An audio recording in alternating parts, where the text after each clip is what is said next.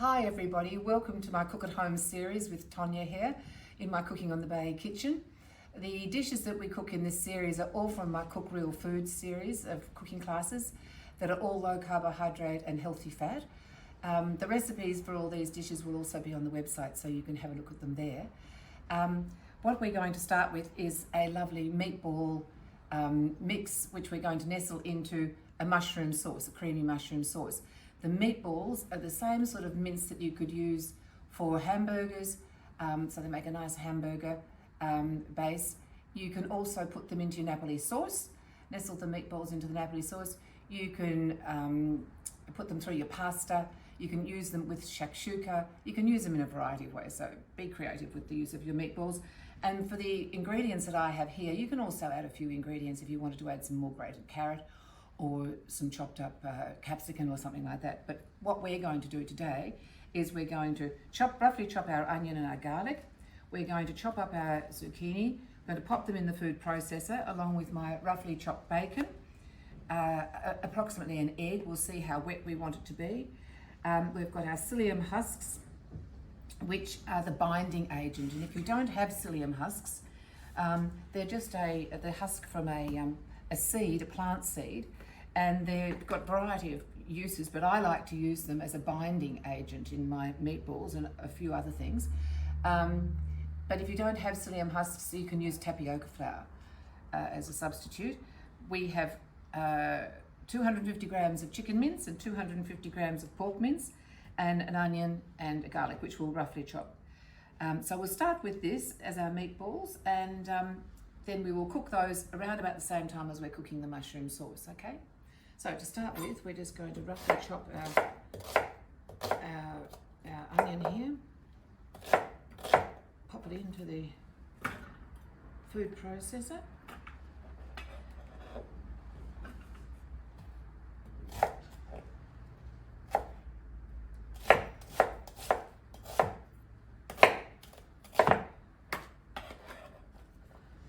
Have to be neatly chopped because it's going to be mashed up. You can also sometimes grate your onion if you don't want to put it into a food processor. Zucchini.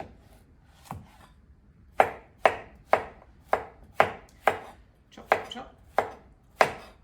These are beautiful zucchinis. Actually, I'm only going to use about 2/3 of it because it's a very large zucchini. I'll just pop that to one side. And then the garlic, we'll just roughly chop up the garlic. Pop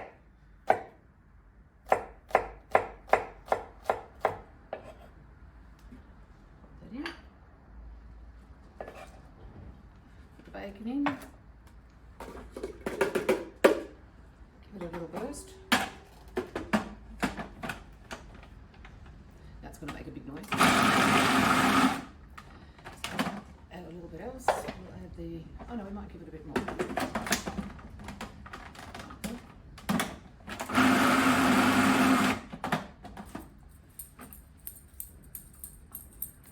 We don't want the minced up too much. So we'll put our cheese in.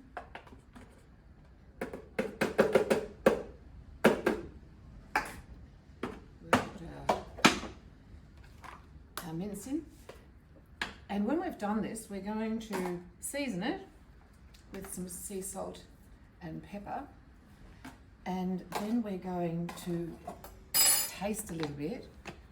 We'll pan fry a little bit before we finish the whole mixture, okay? It's a good idea to always pan fry a little bit so you get the taste for it. So there's our psyllium husks and our egg.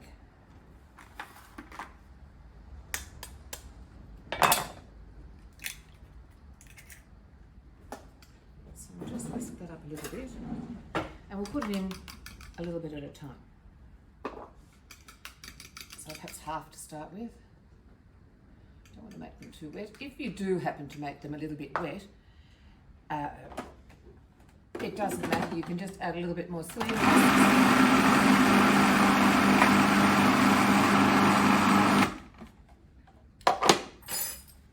You might like to have a look in here, Michael. It's quite nicely mixed up. Tip that into a bowl. And I actually think that that's almost the wetness that I'd like. So as you can see, you can see here, I've got a little bit, we probably used half an egg, okay? Don't be worried about using half an egg. You can always throw that into something else at another time. I'll just get my salt and pepper. So we'll put about a teaspoon of salt and some nice freshly cracked pepper. That's a nice pink sea salt, a Himalayan salt it is.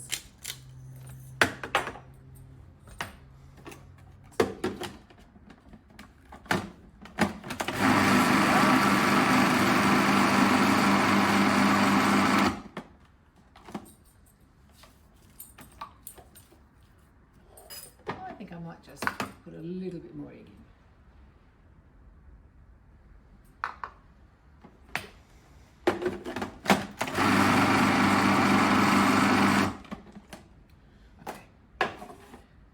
Before I finish it off completely, let's do what I say and put a little bit into the pan and just see.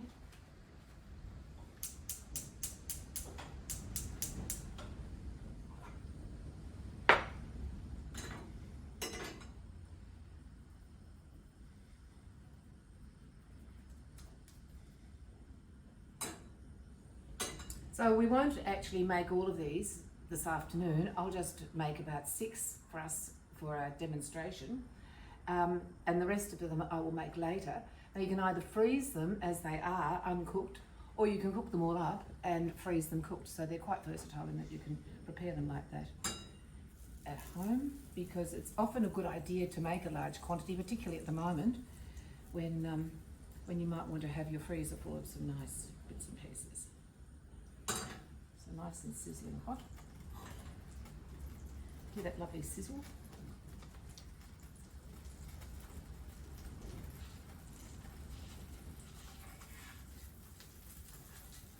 We're just tasting it to make sure that we don't want any more salt and pepper in there.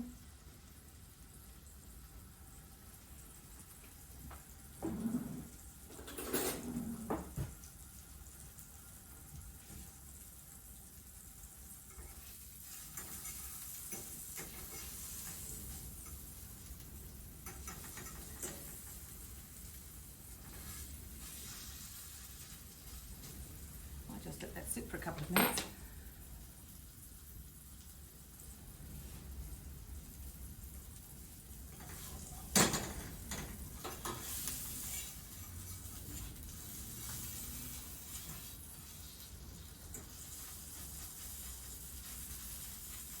Flatten it out a bit so it cooks a little bit faster.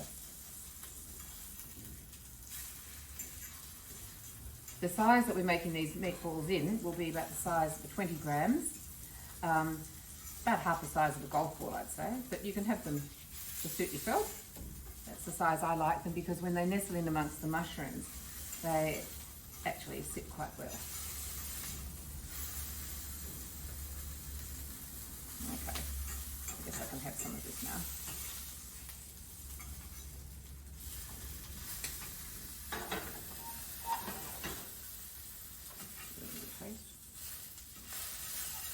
A teaspoon of salt isn't very much, really, in all of that mixture. Okay, here we go.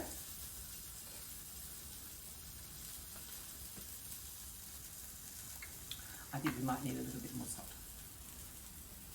So I'll put a little bit more pepper in.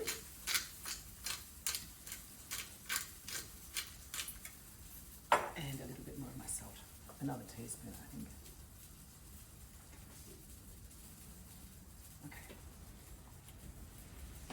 Give it a little stir. And there we have it. Now wet your hands so that you make it easy for yourself when you're making the meatballs. So as I said, we're going to have, you wouldn't want that any wetter, would you? So here's my little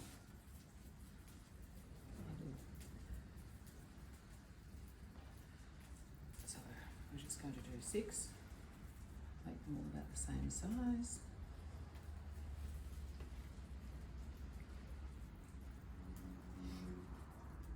I think about 6 a serve is a nice quantity. Oh, can you see that, Michael? Can you?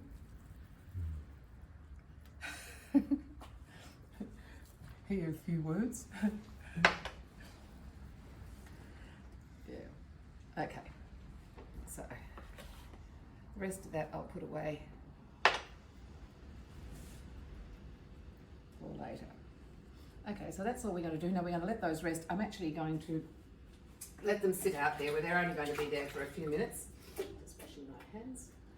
And we'll start on the mushroom sauce now. Okay.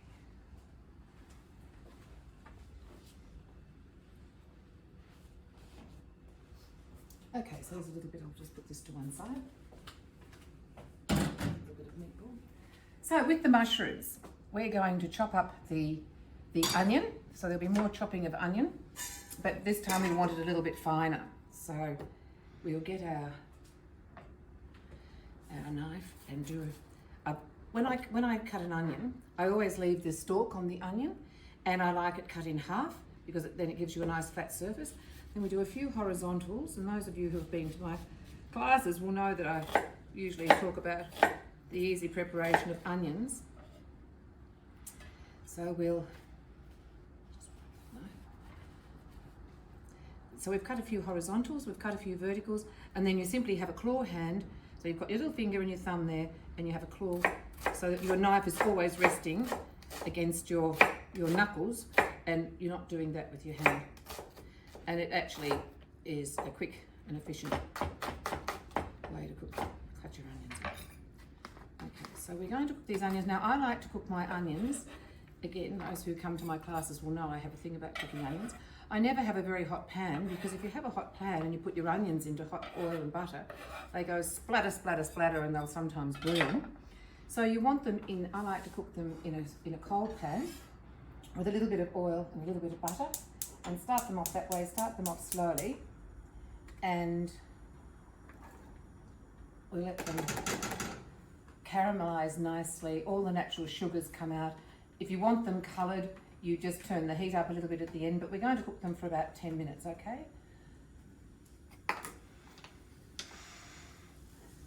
But to get them nice and translucent, they have a lovely luscious flavour, and it seems to agree with your digestion better when they're cooked for a long time. There's no point, in my view, cooking onions only for 2 or 3 minutes, because you want all the natural sugars of the onion to come out. So we'll just leave that there for a moment. I'll prepare the garlic. Now, with garlic, the same thing. A lot of recipes, we've got 2 here, a lot of recipes will tell you to put the garlic and the onions in at the same time. And if you do that, you'll end up by getting burnt garlic. So garlic burns very easily, and when it burns, or if it burns, it becomes very bitter. Well, you don't want that. Just turn it down a little bit. So I'll just crush it with the back of your knife. Just get rid of the little green bit. Some people believe that little green bit makes your breath smell. Other people think it makes the garlic bitter. I don't fuss about it, but it's probably a personal thing. I just don't worry about it. You can see I use the same method of my chopping up my garlic as I do for my onion. A little stray bit there. Okay, so we put that in there. While we're cooking our onions, I thought we'd also cook our mushrooms so that we don't take too long on the camera to be cooking it all. And I thought we'd also cook a few of our meatballs, so we'll get the whole dish happening. Yeah. We've also got some thyme to put in to this mushroom. Mushrooms and thyme make a really nice combination, I think. So with the mushrooms, as you can see, I have actually prepared them,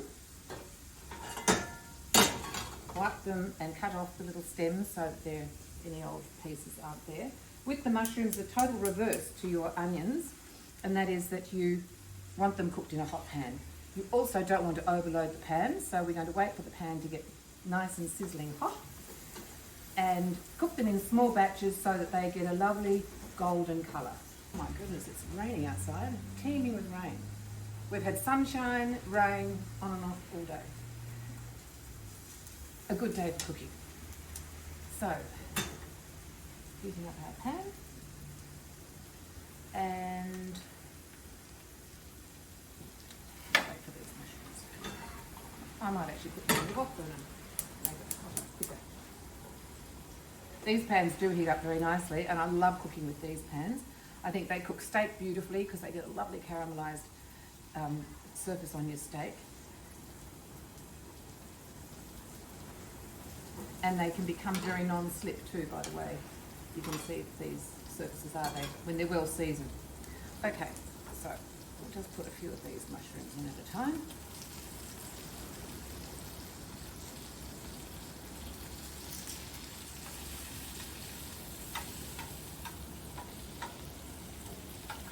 And again, I think I'll just make enough here with you for our dish that we're going to make.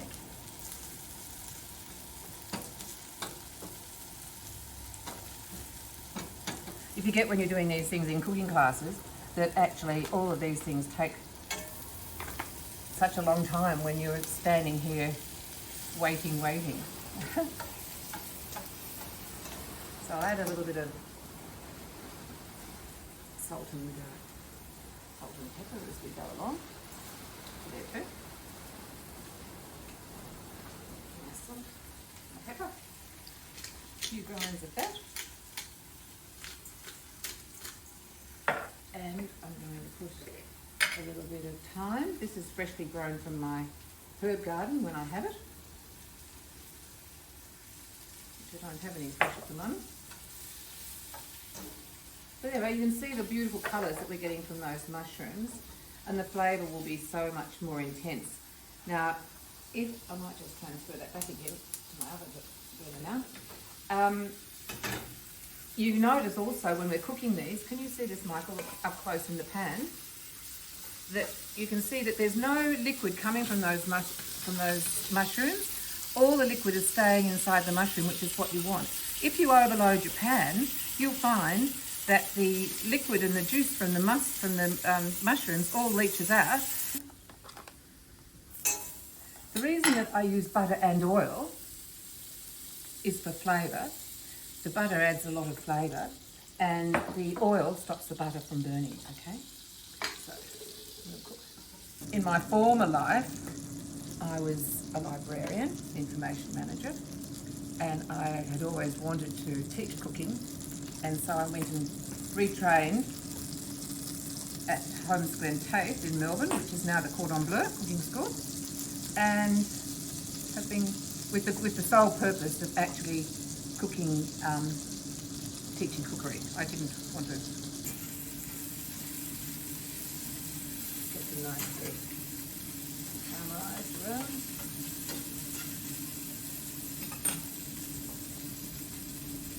This does become very, very thick, this sauce, once it's reduced. You can imagine with the chicken stock and the cream, it reduces down very well. And if we don't see that today, because of the timing element here, you will when you make it at home. It'll be lovely, creamy, luscious sauce. If you wanted to make it into a sauce without any mushrooms at all, into a puree sauce, you just simply put it in the food processor and puree it, and you've got a real sauce.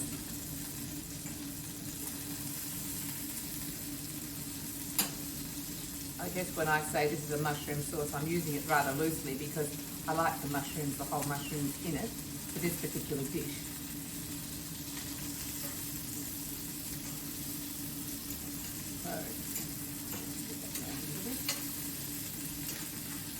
So when we cook these, to give them a nice colour on the outside, as you can see, they're nicely golden. We'll just get this little number done. We're going to add them to our sauce.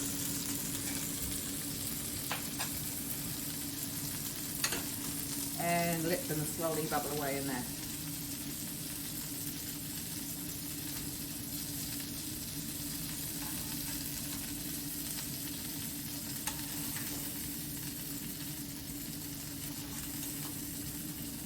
So they'll continue their cooking there.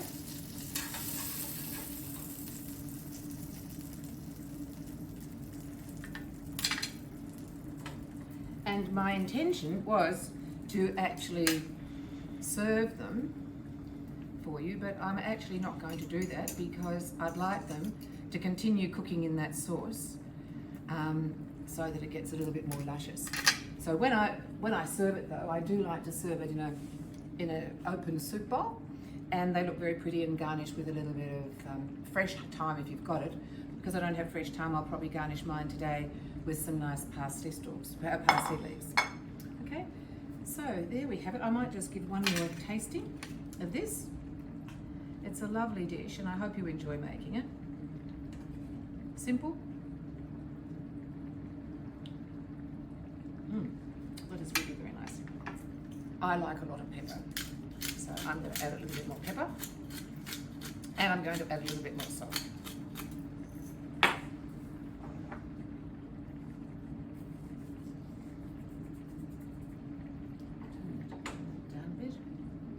there you have it. Thank you very much, everybody, for joining me again in Cooking at Home with Tonya. I hope you enjoy making these recipes, and I look forward to seeing you next time we get together. Bye-bye for now.